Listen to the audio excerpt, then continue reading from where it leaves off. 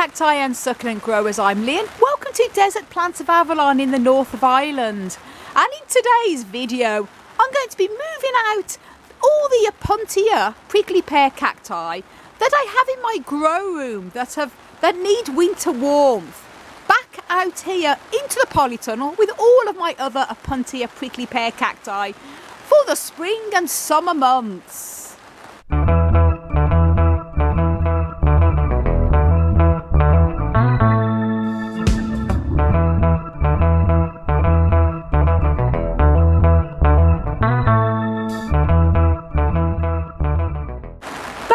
Start off by saying, if you're wondering what that noise is, it's actually pouring down with rain today. Look at that, guys. It's lovely and mild outside, but it's heavy rain, so we're having to speak a bit louder. Hope you can hear me. And it's actually amazingly therapeutic to be in the polytunnel today, hearing the lovely sound of the rain. Now the Opuntia I'm going to be bringing out, as I say, they're ones that need winter warmth. All of these here in the polytunnel, these are all cold hardy Opuntias, and the majority of Opuntias are extremely cold hardy. They can go through the winter, many low temperatures, as long as they're kept dry. And some of them, such as the Opuntia humifusers, can take even degrees of frost if they're kept sort of reasonably dry, although they can take a lot more damp than a lot of the Opuntias. These are my humifusers I've grown from seed here. I've got a mixture of many different types of Opuntia, and these do absolutely well here in the polytunnel over the winter months. And I just want to mention I have a wonderful subscriber called Jimbo here on YouTube, and Jim wanted to know, he said, Lynn, can you do an update on your Opuntia collection? And Jim, if you're watching this, I will definitely do an update very soon. I'm going to do a whole complete update tour of my Opuntia collection. I've got many, as you can see here, in my collection, but I want to wait till I brought the ones out from the grow room here, so I've got all of them together to do a video. So I'll be doing that in the next couple of weeks or so. So thank you, Jim. Thanks for your patience, and I haven't forgotten. Now I'm going to take you up into the grow room now, and I've got the plants the Opuntias I'm bringing out here on my little table, and I'm going to talk about each one and the reasons why they're not cold hardy. And I've got many warmth loving Opuntia that are from the Galapagos Islands with their natural habitat, and they definitely cannot take cold temperatures. So not all Opuntia are cold hardy, bear that in mind. So then I'm going to take you upstairs now and show you my warmth loving Opuntias, and then I'm going to take them out here and show you where I put them away. So here I am in my grow room, and I've got all of the Opuntias I'm going to be bringing into the polytunnel. I'm going to talk a little bit about each one here. First of all, this is an Opuntia microdaces variety, and this is one that I got from my wonderful friend Claire at Cactus Cove, and it's a lovely little variety there. And again, I used to keep my Opuntia microdaces in the polytunnel, and they always did fine over the winter months, but last winter we had a very cold winter and I lost a couple of mine, so I didn't want to take any chances this year. I decided to keep them indoors, and it's come through really well there.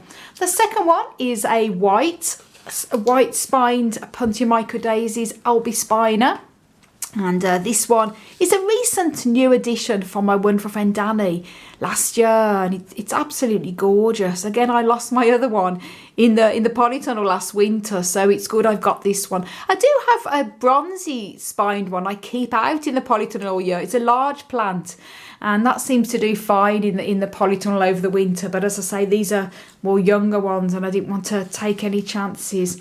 Now this one here is also a new addition we got last year from my wonderful friend Danny, and I actually don't know the ID of this particular Opuntia. It's got lovely very round pads, and it's a gorgeous sort of small growing one. And because I didn't know the ID of this, I didn't want to risk it by leaving it out in the polytunnel. I thought I'd bring it in for the winter, and it is also growing really well. These are sort of new little pads that's recently started growing. Absolutely gorgeous.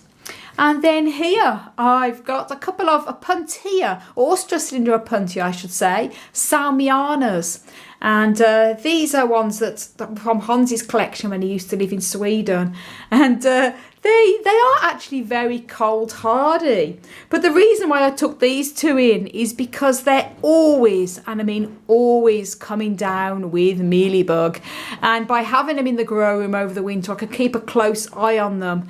So that's why they're in. But they are cold hardy in general. And what's quite amazing about this Ostracylinder Opuntia salmiana is that once they flower, this has beautiful little white flowers. The flowers then go into fruits, which is quite normal, but shoots will grow from the fruits. So if you leave the fruits on, you'll actually get a new plant coming from the fruit, and it will just carry on growing. Or when it gets to like this, you can just remove it and pot it up individually. But these little segments here, they come off quite easy as well. And you just stick them in the soil and they root so easy. Quite a remarkable Opuntia. And then here is one of my Pear-Cacti. Well, I've got 5 Pear-Cacti in here, all the same variety. But I, again, overwinter this indoors because it's not a cold, hardy plant. Now, although it's Pear-Cacti and it's not Opuntia, it is sort of loosely related because it has glochids. And they're often used as grafting plants. And I find that if I keep this in the polytunnel, it can not do that well. As I say, it's more of a tropical type of cactus that does need more tropical warmth, and it comes into lovely growth in the spring. It sort of loses all its leaves over the winter time, and then once I start it back up with the watering again, which I have done, within a couple of weeks it just bursts into leaf. Very lovely, very unusual looking cactus as well. And I have done a video all about Pear-Cacti, and it's, as I say, very common to use it as a grafting plant. And if you want to know a bit more about Pear-Cacti, the leafy cactus, then do go and watch a video I've made, and I'll link that video up above. I've also got a lot of Pear cacti as well that are also leafy, tropical cacti, but they're going to be staying in the house a bit longer before I take them out. They go into our yard for the spring and summer, as this one goes into the polytunnel.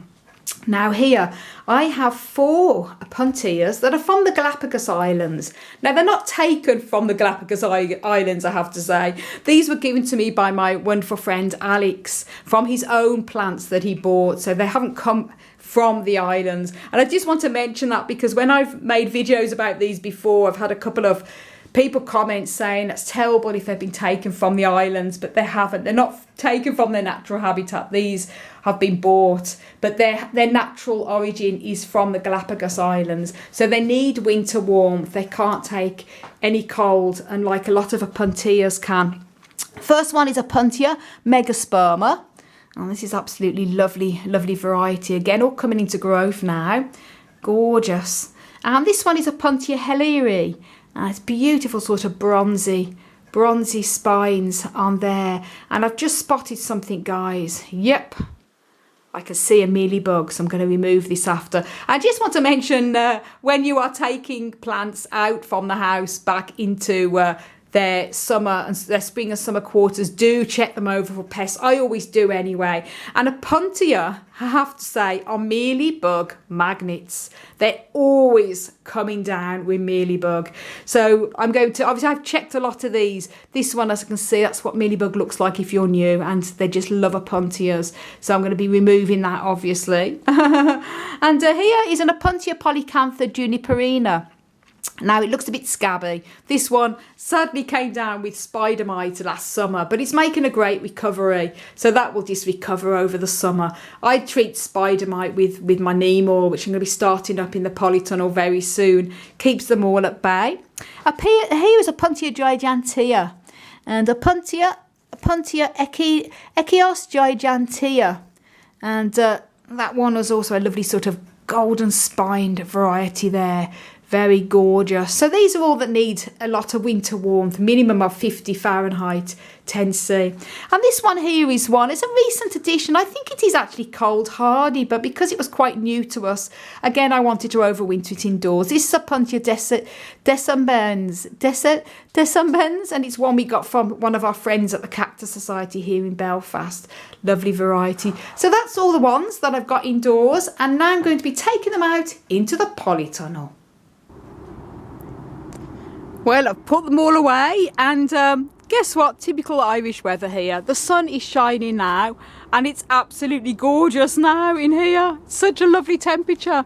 And I'll show you where I've put them all away. First of all, I put the 3 there, the Opuntia from the Galapagos Islands there. And it's probably difficult to get in with a camera, and Opuntias are not probably the most friendly to reach too close to. And I've got then the lovely Opuntia I got from Claire at Cactus Cove here on YouTube a few years ago, the Microdaces variety there. And I've got then the Albispina one I got from my friend Danny, that is there also. The other one from the Galapagos Islands that's not doesn't look that nice because it had spider mite last year. I've got that there. And by the way, the bit of the white powder on them, I put a little bit of diatomaceous earth over them to protect them from mealybugs. So if you see any white powder, it's not mealybugs. I've treated them all with a light dusting because that helps also to prevent them. And lovely little Opuntia that I also got from Danny there, sort of lovely as you come through the door, and you see that here. And then I've got the 2 Salmiana, Opuntia Austrasilandia, Opuntia Salmianas here also. And then I put the Prescyopsis. I've got that here with a lot of our serious cacti in this corner.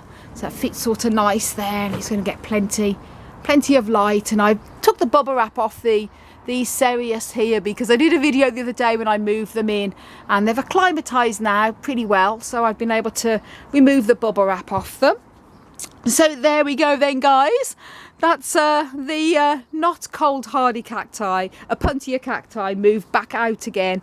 And do stay tuned for a complete tour in the next probably couple of weeks, because I've got a very busy few days ahead, and the most thing is to get all these plants from indoors back out here again. I'm also going to be working on this table here with all the succulents, because I'm going to be bringing down all the small euphorbia, and I'm going to be putting them here, moving some of these succulents aside, and also having to move some of these gasterias because they get too much sun here. As you can see, they're going a little bit pale, so I may have to move them possibly under the table here where they're going to get light coming through, but it's not going to be so severe light. They need more shade.